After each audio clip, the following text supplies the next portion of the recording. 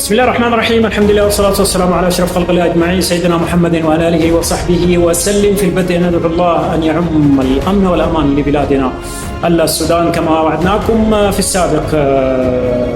ستكون هناك سلسلة حلقات عن أبرز الأحداث الرياضية العالمية. ضربة البداية اليوم مع اللاعب اللي تابعناه أو شاهدناه في بداية المقطع هو اللاعب خوسيلو ماتيو، اللي أعلن عنه نادي ريال مدريد بأنه تعاقد مع هذا اللاعب لمدة موسم على سبيل الإعارة وتفعيل بند الشراء في حال أثبت اللاعب نفسه مع ريال مدريد في الموسم القادم لبطولة الليغا. خوسيلو ماتيو مواليد العام 1990 صاحب 33 عام، كان ضمن أكاديمية ريال مدريد كاسيا في العام 2010، قضى موسمين وقضاهما اللاعب في الفريق الرديف آنذاك، كان أفضل الهدافين في الفريق. وفي الموسم الثاني في العام 2011-2012 كان حاسما في صعود الفريق إلى دوري الدرجة النهائية كبطل لهذه الفئة. هذا الأداء الحاسم جعله يظهر مع الفريق الأول ريال مدريد في العام 2011 تحديدا ضد فريق الميريا،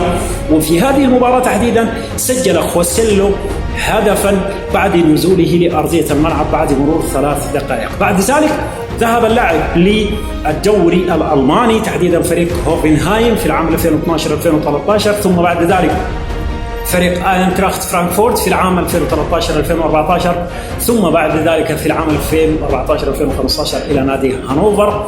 بعدها اتجه للبريمير ليج الدوري الإنجليزي 2015-2016 تحديدا مع نادي ستوك سيتي، ثم العودة لإسبانيا من بوابة نادي ديبارتيفو لاكارونيا في العام 2016-2017، ثم العودة للبريمير ليج مرة أخرى مع فريق نيوكاسل في العام 2017-2019، ثم العودة للدوري الإسباني عبر بوابة نادي آلافيس من خلال العام 2019 إلى العام 2022، وأخيرا في نادي إسبانيول اللي قضى فيه اللاعب مدة عام واحد.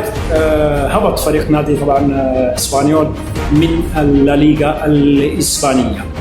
عاد من جديد هذا اللاعب خوسيلو ماتيو إلى أسوار النادي الملكي لنادي ريال مدريد في الدوري الألماني، سجل 22 هدف و10 أهداف في الدوري الإنجليزي و58 هدف في الدوري الإسباني. يعتبر خوسيلو ماتيو من أفضل الهدافين الوطنيين في هذا الموسم للليغا الإسبانية، حيث سجل 58 هدف كمجمل أهداف خوسيلو، لكن في الليغا تحديدا في هذا العام سجل 16 هدف مع نادي إسبانيول. ولا ننسى أيضا أن اللاعب الدولي بالأمس حقق لقب دوري الأمم الأوروبية مع منتخب اللاروخا المنتخب الأسباني، حيث سجل هدفا حاسما أمام إيطاليا في نصف النهائي، وبالأمس أيضا سجل هدف أمام المنتخب الكرواتي من خلال الركلات الترجيحية، واللي نال من خلاله لقب دوري الأمم الأوروبية المنتخب الإسباني. صفقات ربما هي منتظرة من فلورنتينو بيريز لنادي ريال مدريد، نتحدث عن مركز المهاجم الصريح. كانت هذه هي حلقتنا عن خوسيلو ماتيو. آراءكم وتعليقاتكم تهمنا عن مدى نجاح هذا اللاعب في ريال مدريد. هل يستطيع أن يثبت نفسه ويثبت ذاته مع الفريق الملكي؟ اكتبوا لنا آراءكم في التعليقات. في الختام سنتابع بعض اللقطات لهذا اللاعب. السلام عليكم ورحمة الله تعالى وبركاته.